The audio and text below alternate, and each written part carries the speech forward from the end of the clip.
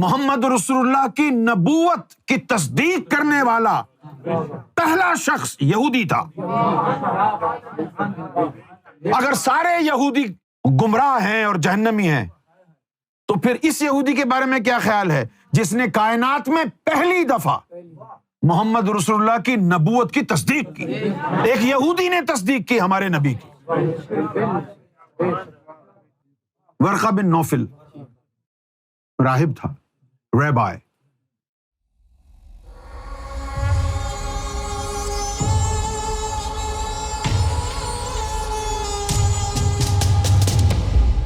تو قرآن شریف میں ایک قوم کا لفظ آیا ہے، وہ ہے نصرانی۔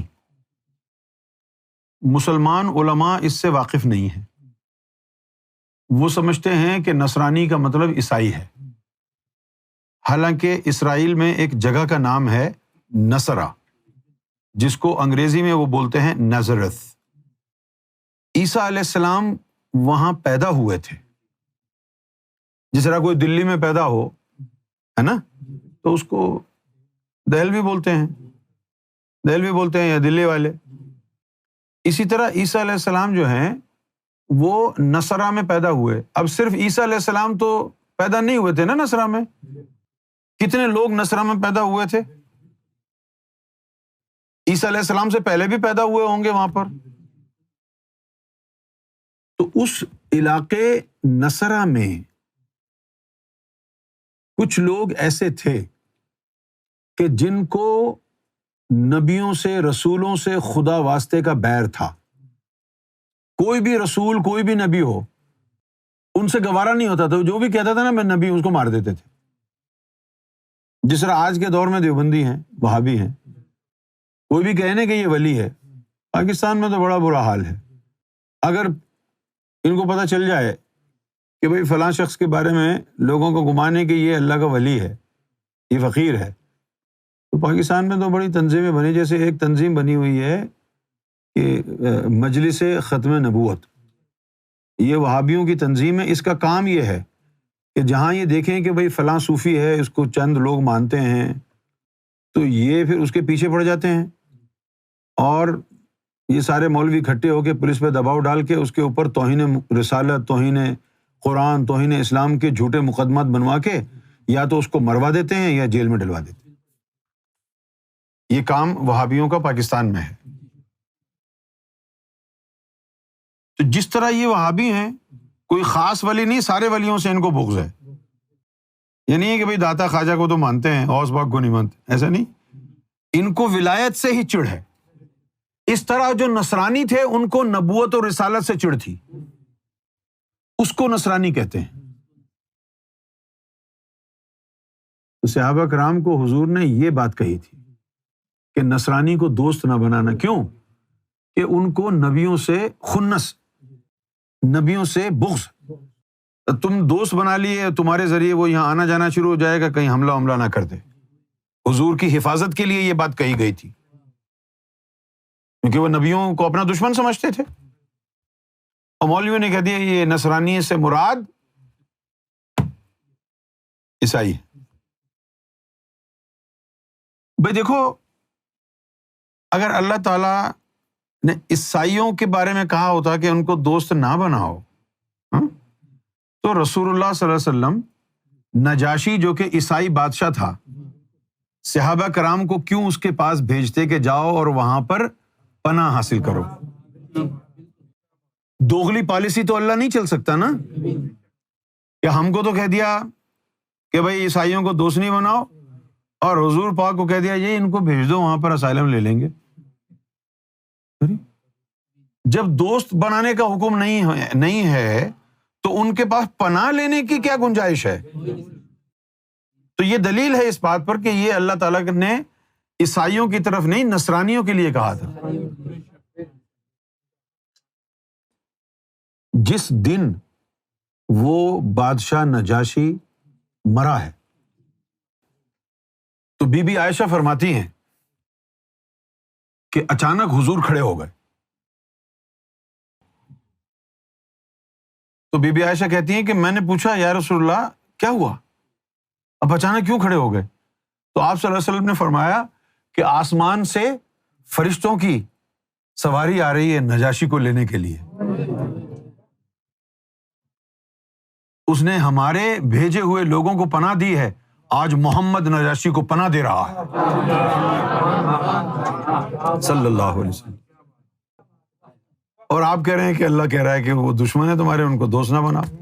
بیڑا غرق کر دیا دین کا تم نے بھائی. نجاشی کی تقدیر کب بدلی؟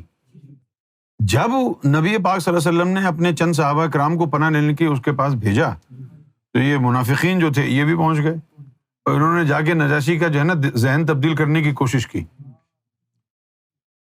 کہ بھئی یہ تو عیسائیوں کو برا کہتے ہیں، جو تمہارا عقیدہ ہے کہ عیسیٰ علیہ السلام اللہ کے بیٹے ہیں یہ تو کہتے ہیں ایسا بولنا کفر ہے.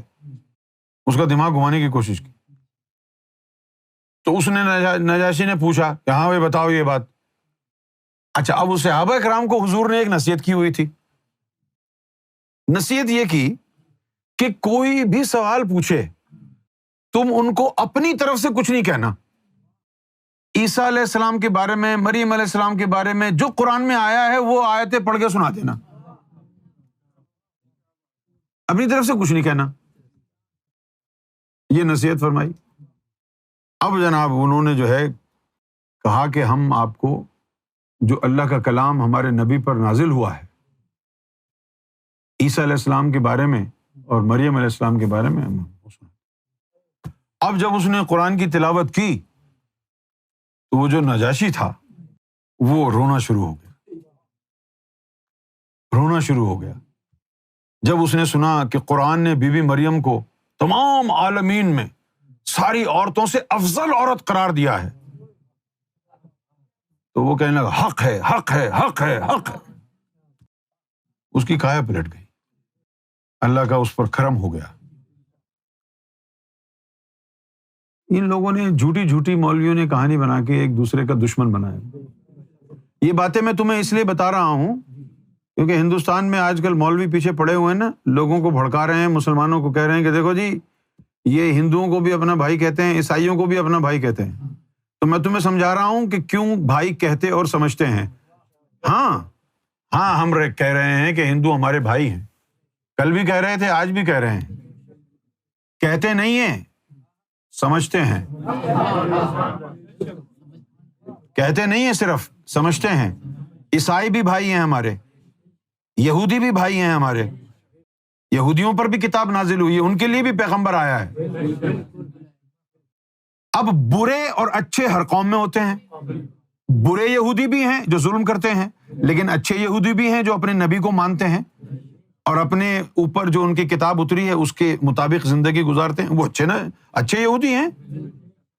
جو عیسائی انجیل مقدس کے حساب سے اپنی زندگی گزارتے ہیں، عیسیٰ علیہ السلام سے محبت کرتے ہیں، وہ صحیح ہیں.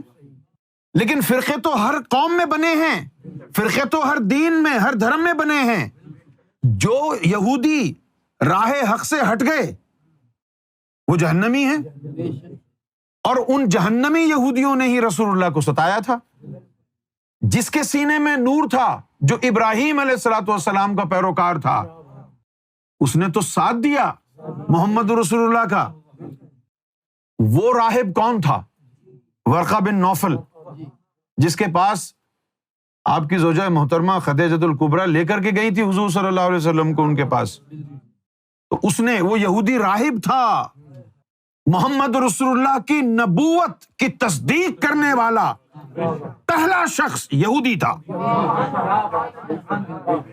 اگر سارے یہودی گمراہ ہیں اور جہنمی ہیں تو پھر اس یہودی کے بارے میں کیا خیال ہے جس نے کائنات میں پہلی دفعہ محمد رسول اللہ کی نبوت کی تصدیق کی؟ ایک یہودی نے تصدیق کی ہمارے نبی کی. ورقہ بن نوفل راہب تھا، ریبائے. اس نے کیا کہا جب آپ کی زوجہ محترمہ نے خدیجۃ الکبریٰ نے ان سے پوچھا کہ بھئی کچھ معاملات جو ہیں چل رہے ہیں، تو اس نے معاملات جو چل رہے ہیں وہ سنے نہیں. اس نے کیا کہا، بس رہنے دو، جب تم میرے پاس آ رہے تھے میں اسی وقت جان گیا تھا کہ یہ نبی ہیں. تو بی بی خدیجہ نے پوچھا کہ کیسے؟ تو وہ کہنے لگا کہ جب محمد رسول اللہ اور تم آ رہے تھے تو شجر و حجر ان کو سجدہ کر رہے تھے، پرندے ان کے قدموں میں گر رہے تھے، آسمان جھک رہا تھا، ہوائیں ان کی طرف چل رہی تھی، سورج کا رخ ان کی طرف تھا۔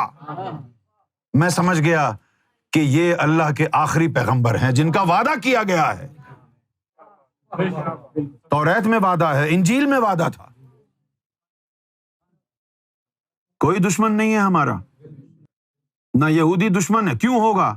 یہودیوں کے اوپر بھی اللہ کی کتاب اتری ہے، عیسائیوں پر بھی اللہ کی کتاب اتری ہے۔ عیسائیوں کا نبی عیسیٰ علیہ الصلوۃ والسلام امام مہدی علیہ الصلوۃ والسلام کے پاس آ کر بیعت ہوگا۔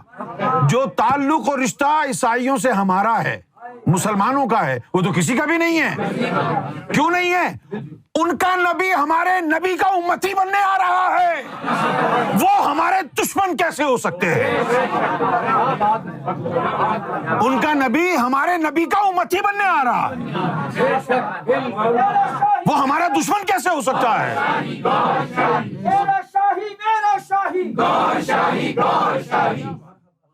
ہاں بھائی، حقیقت سمجھ میں آئی ہے؟ عیسیٰ علیہ السلام آئیں گے، امام مہدی کے ہاتھ پر بیعت ہوں گے، اس میں ذات حاصل کریں گے، دیدار الہی حاصل ہوگا۔ تو کیا ان کی امت پیچھے رہے گی؟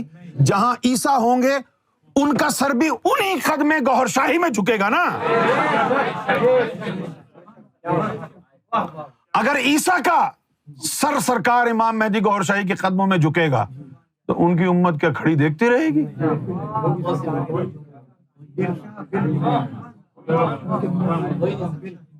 اور تم کہہ رہے ہو یہ دشمن ہے؟ کہاں سے دشمن ہے؟ انہوں نے کوئی دکان تھوڑی کھول رکھی ہے جھوٹے پیر کی طرح کہ جو ان کو کہہ دیں جی میں تو بیعت ہو گیا ہوں، تم ادھر ہی رہو، ایسا تو نہیں ہوگا۔ لیکن وجہ کیا ہے؟ عیسیٰ علیہ السلام جیسا 4 درجے کی نبوت والا رسول وہ امام مہدی کے ہاتھوں پر بیعت ہو رہا ہے فیضان گوہر شاہی حاصل کرنے کے لیے، تو اس کے ماننے والے دشمن تو نہیں ہو سکتے آپ کے۔ گولڑا شریف والے پیر مہر علی شاہ رحمۃ اللہ علیہ، اللہ تعالیٰ ان کے درجات بلند فرمائے، انہوں نے ایک حدیث بیان کی ہے اور انہوں نے یہ کہا کہ سوائے چند ایک کے سارے یہودی امام مہدی کے ہاتھ پر ایمان لائیں گے، سوائے چند ایک کے۔ اب سوائے چند ایک سے مراد یہ ہے کہ نیگلیجبل نمبر آف پیپل، سوائے چند ایک کا تو یہ مطلب ہے نا۔ اور آپ کہہ رہے ہیں وہ دشمن ہے؟ تو دشمن وہ ہیں جو یہودیوں کے اندر فرقے بن گئے تھے، جو گمراہ ہو گئے تھے، وہ یہودی دشمن ہیں۔ وہ عیسائی دشمن ہیں جو فرقہ واریت کی وجہ سے اپنے دین سے بھی گئے تھے، لیکن جو اپنے دین پر قائم تھے یہودی، ان کو برا کیوں کہہ رہے ہو؟ جو عیسائی اپنے دین پر قائم تھے ان کو برا کیوں کہہ رہے ہو؟ اسی طرح ہندو دھرم ہے، ووکیبلری کا فرق ہے، یہ بھی ایک خدا کے ماننے والے ہیں، بس ان بیچاروں کے پاس ووکیبلری نہیں ہے، لیکن ہے تو یہ حق۔ یہ بھی تو کہتے ہیں نیلی چھتری والا۔ ہم کہتے ہیں کہ اللہ کی صفات ہیں، یہ رحمان ہے، یہ رحیم ہے، یہ قدوس ہے، یہ جبار ہے، یہ باری ہے، یہ مصور ہے۔ یہ کیا ہیں؟ ہم کو بتا دیا ہے کہ یہ these are different names of God. اب ان کو کہا یہ روپ ہیں، اب یہ الگ الگ مان رہے ہیں تو اسی کے، صرف ووکیبلری کا فرق ہے۔ ہندو دھرم میں بھی ایک ہی خدا کی پوجا ہوتی ہے مختلف روپ کے ذریعے۔ اب یہ جو کرشنا تھے، رام تھے، یہ ایسے ہی بزرگ تھے جیسے ہمارے داتا صاحب ہیں، خواجہ ہیں، غوث پاک ہیں۔ رام جو تھے یہ یعنی بھگوان کے خاص دوست تھے۔ اسی طرح کرشنا جی، کیونکہ اب ہم مسلمانوں کو تو معلوم نہیں ہے نا، اس لیے ہم سمجھتے ہیں کہ یہ تو بتوں کی پوجا کرتے ہیں، اتنے بڑے بڑے سائنسدان ہیں، ان کو سمجھ میں نہیں آتی پتھر کیا دے گا، ارے واہ، تو وہ خانہ کعبہ کس کا بنا ہوا ہے؟ وہ پتھر کا نہیں ہے؟ خانہ کعبہ بھی تو پتھر کا بنا ہوا ہے. کتنے بڑے بڑے سائنسدان ہو تم، پورا مصر مہندسوں سے بھرا ہوا ہے. مصر جو ہے، مہندس عربی میں کہتے ہیں انجینئر کو. تو مصر کے اندر جو ٹھیلا لگاتا ہے وہ بھی اپنے آپ کو انجینئر سمجھتا ہے. ایک جہلم میں بھی چلا گیا مصر کا رہنے والا انجینئر مرزا، وہ بھی اسی طرح کی انجینئرنگ کر رہا ہے دین میں.